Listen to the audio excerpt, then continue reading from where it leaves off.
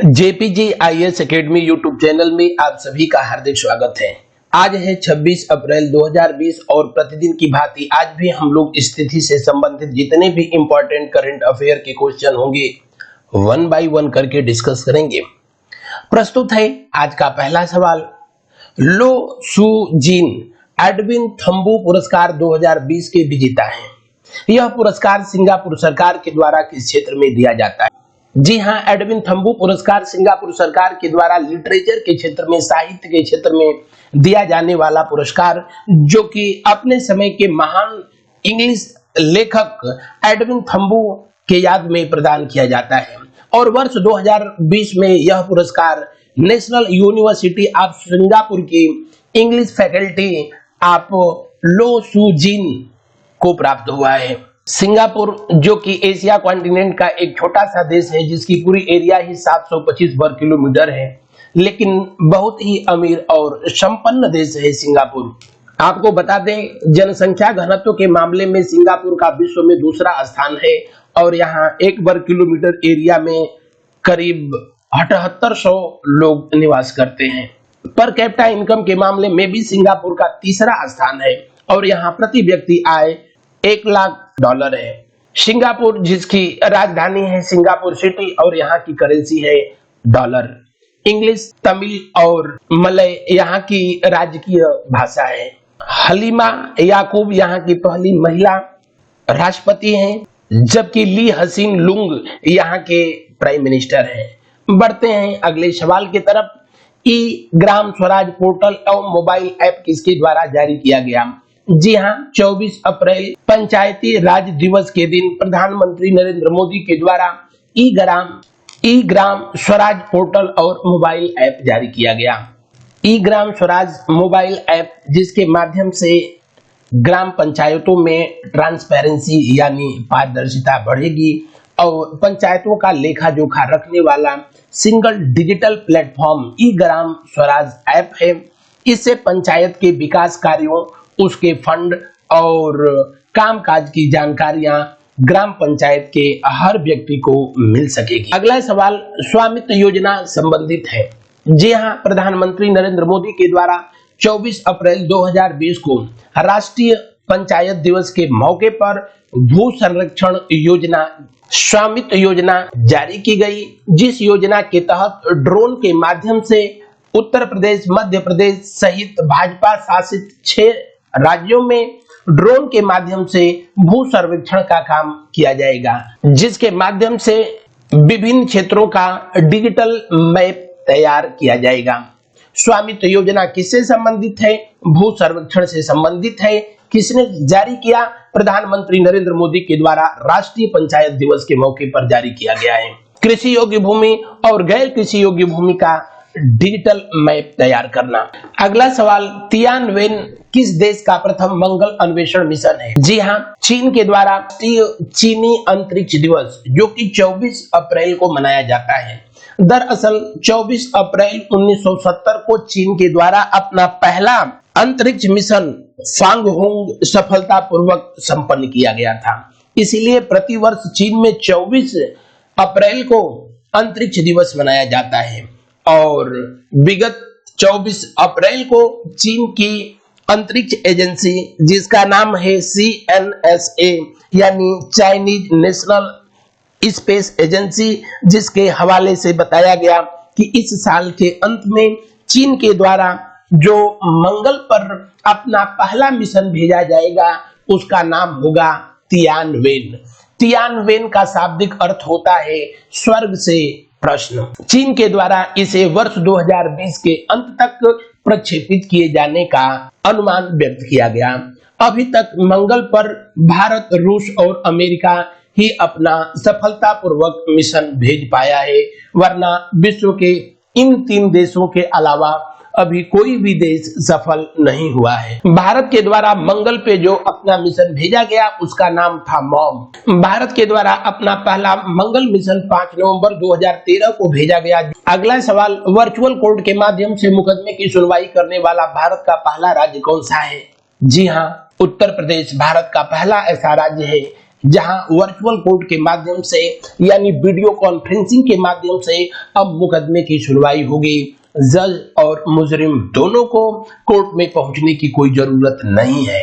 हालांकि यह व्यवस्था कोरोना वायरस के कारण उपजे हुए हालात के कारण शुरू किया गया है, लेकिन समय और धन के बचत के उद्देश्य से भी यह व्यवस्था काफी कारगर है। उत्तर प्रदेश का उच्च न्यायालय यानी प्रयागराज उच्च न्यायालय तथा इसकी खंडपीठ जो कि लखनऊ में स्थित है, इनके अलावा इससे संबंध दूसरे कोर्ट में भी वीडियो कॉन्फ्रेंसिंग के माध्यम से अब मुकदमे की सुनवाई की जाएगी। हालांकि यह इंटरनेट कनेक्टिविटी से संबद्ध नहीं होगा, इसके लिए उत्तर प्रदेश सरकार के द्वारा विशेष प्रकार के सॉफ्टवेयर का इस्तेमाल किया गया है जो पूरी तरीके से सुरक्षित होगा। आपको बता दें, भारत में सबसे पहले वीडियो कॉन्फ्रेंसिंग के माध्यम से मुकदमे की सुनवाई करने वाला हाईकोर्ट है पटना हाईकोर्ट, जो कि इसी वर्ष मार्च के महीने में कोरोना वायरस के कारण उपजे हुए हालात की वजह से वीडियो कॉन्फ्रेंसिंग के माध्यम से मुकदमे की सुनवाई किया। लेकिन अपने सभी तरह की मुकदमे की सुनवाई, सभी कोर्ट में मुकदमे की सुनवाई वीडियो कॉन्फ्रेंसिंग के माध्यम से शुरू करने वाला पहला राज्य उत्तर प्रदेश है, जिसकी राजधानी है लखनऊ और यहाँ के मुख्यमंत्री हैं योगी आदित्यनाथ और उत्तर प्रदेश की राज्यपाल हैं आनंदीबेन पटेल। आनंदीबेन पटेल श्रीमती सरोजिनी नायडू के बाद उत्तर प्रदेश की दूसरी महिला राज्यपाल हैं। बढ़ते हैं अगले सवाल की तरफ। संजय कोठारी भारत के कौन से केंद्रीय सतर्कता आयुक्त हैं? जी हां, अभी हाल ही में राष्ट्रपति रामनाथ कोविंद के सचिव रहे संजय कोठारी अब भारत के केंद्रीय सतर्कता आयुक्त यानी सेंट्रल विजिलेंस कमिश्नर नियुक्त किए गए हैं और ये भारत के 17वां केंद्रीय सतर्कता आयुक्त होंगे। आपको बता दें, भारत में केंद्रीय सतर्कता आयुक्त की नियुक्ति 1964 में संथानम समिति के आधार पर किया गया था और भारत में सेंट्रल विजिलेंस कमीशन भ्रष्टाचार को नियंत्रित करने वाली सर्वोच्च और स्वायत्त संस्था है, जिसके कुल 3 सदस्य होते हैं, जिसमें केंद्रीय सतर्कता आयुक्त हैं संजय कोठारी और अन्य आयुक्त में शरद कुमार हैं, जो कि अभी तक एक कार्यवाहक केंद्रीय सतर्कता आयुक्त की भूमिका निभा रहे थे, जबकि एक अन्य पद अब भी खाली है। भारत में केंद्रीय सतर्कता आयुक्त की नियुक्ति प्रधानमंत्री की अध्यक्षता वाली 3 सदस्यीय समिति के सलाह पर राष्ट्रपति के द्वारा किया जाता है। जिस समिति के सलाह पर राष्ट्रपति के द्वारा केंद्रीय सतर्कता आयुक्त की नियुक्ति की जाती है, उसके सदस्य स्वयं प्रधानमंत्री, गृह मंत्री और लोकसभा में विपक्ष के नेता होते हैं। भारत में केंद्रीय सतर्कता आयुक्त का कार्यकाल 4 साल अथवा 65 वर्ष में जो पहले हो। राष्ट्रपति भवन में राष्ट्रपति रामनाथ कोविंद के द्वारा संजय कोठारी को भारत का 17वां केंद्रीय सतर्कता आयुक्त के रूप में शपथ ग्रहण कराया गया। बढ़ते हैं अगले सवाल की तरफ। कैनेडियन इन्वेस्टमेंट बैंक ने बंधन बैंक में अपनी हिस्सेदारी बढ़ा करके 3.4% से 4.4% किया है। कैनेडियन बैंक किस देश का बैंक है? जी हाँ, भारत का प्राइवेट सेक्टर का बैंक है जिसका नाम बंधन बैंक प्राइवेट सेक्टर बैंक है। बंधन बैंक जिसकी स्थापना 23 अगस्त 2015 को हुई, जिसके संस्थापक चंद्रशेखर घोष हैं और इसका हेडक्वार्टर है कोलकाता। बंधन बैंक की टैगलाइन है आपका भला सबकी भलाई और हाल ही में सिंगापुर का कैनेडियन इन्वेस्टमेंट बैंक के द्वारा अपनी हिस्सेदारी इस बैंक में 1% बढ़ाई गई, यानी 3.4% से 4.4% किया गया। कैनेडियन बैंक किस देश का बैंक है? सिंगापुर का, जिसकी राजधानी है सिंगापुर सिटी और यहाँ की करेंसी है डॉलर। अगला सवाल, किस CSIR संस्थान ने कोविड-19 के लिए फेलुदा परीक्षण शुरू किया है? जी हाँ, CSIR बोले तो council of scientific and industrial research, जिसकी स्थापना 26 सितंबर 1942 को किया गया था और CSIR के अध्यक्ष स्वयं प्रधानमंत्री होते हैं। CSIR जिसके डायरेक्टर जनरल हैं चंद्रशेखर सी मंडे, यानी जीनोमिक्स इंटीग्रेटेड बायोलॉजिकल इंस्टीट्यूट और CSIR के सम्मिलित प्रयासों से ही कोविड-19 के लिए एक टेस्ट किट का इन्वेंशन किया गया है और जिसका नाम महान फिल्मकार सत्यजीत रे की कहानियों में एक जासूस जिसका नाम फेलुदा हुआ करता था और उसी के नाम पर इसका नाम फेलुदा रखा गया है। इस टेस्ट किट के माध्यम से प्राइवेट लैब में भी किसी व्यक्ति का कोविड-19 परीक्षण करने में 500 रुपए का खर्च आता है, जो कि अब तक ये खर्च 4500 से 5000 रुपए के आसपास है। फेलुदा का आविष्कार किसके द्वारा किया गया? CSIR और genomics and integrated biological institute के द्वारा। फेलुदा टेस्ट किट का आविष्कार 2 वैज्ञानिकों के द्वारा किया गया है, डॉक्टर देवज्योति चक्रवर्ती और डॉक्टर सौमिक मैती के द्वारा। अगला सवाल, midnight in Chernobyl the untold story of the world greatest nuclear disaster के लिए विलियम ई कोल्बी पुरस्कार 2020 किसको प्राप्त हुआ है? जी हां, midnight in Chernobyl the untold story of the world greatest nuclear disaster नामक पुस्तक के लिए ई कोल्बी पुरस्कार British writer Adam Higgin Botham को प्राप्त हुआ है। यह पुस्तक विश्व की सबसे बड़ी परमाणु रिएक्टर दुर्घटना जो 26 अप्रैल 1946 को यूक्रेन में चर्नोबिल में हुई थी उसी पर आधारित है। हालांकि तब यूक्रेन सोवियत संघ का हिस्सा हुआ करता था। Next and last question, Khongjom दिवस किस राज्य में मनाया गया? जी हां, 25 अप्रैल को मणिपुर में खोंगजोम दिवस मनाया गया।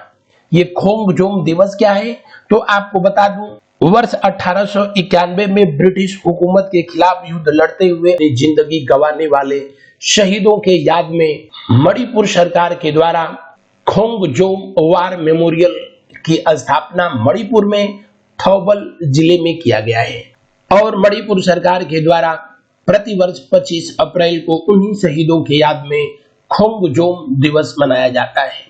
क्योंकि ये ऐतिहासिक युद्ध मणिपुर में खोंगजोम की पहाड़ियों पर लड़ा गया था, इसीलिए यहाँ पर जो वॉर मेमोरियल बनाया गया है उसका नाम दिया गया खोंगजोम वॉर मेमोरियल कॉम्प्लेक्स और 25 अप्रैल को जो विशेष आयोजन हुआ उसे खोंगजोम दिवस के रूप में मनाया गया।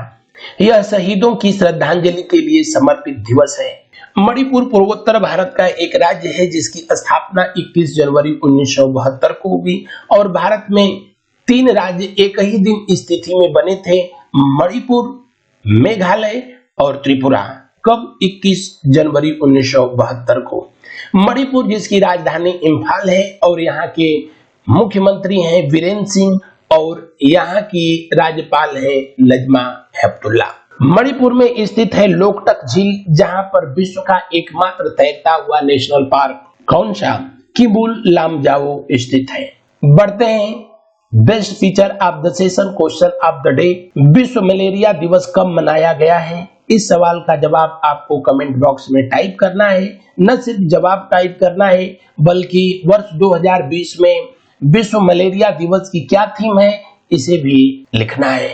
पिछले वीडियो में मैंने पूछा था वाइटल नामक वेंटिलेटर किसने विकसित किया है? जी हां, अमेरिका की स्पेस एजेंसी नासा के द्वारा वाइटल नामक वेंटिलेटर विकसित किया गया है। नासा बोले तो नेशनल एरोनॉटिक्स स्पेस एडमिनिस्ट्रेशन, जिसकी स्थापना 1958 में डीडी एइजनहावर के द्वारा किया गया था। तो ये था आज का सेशन। मिलते हैं next day new current affair video के साथ। थैंक यू, धन्यवाद। आप सभी का दिन शुभ हो।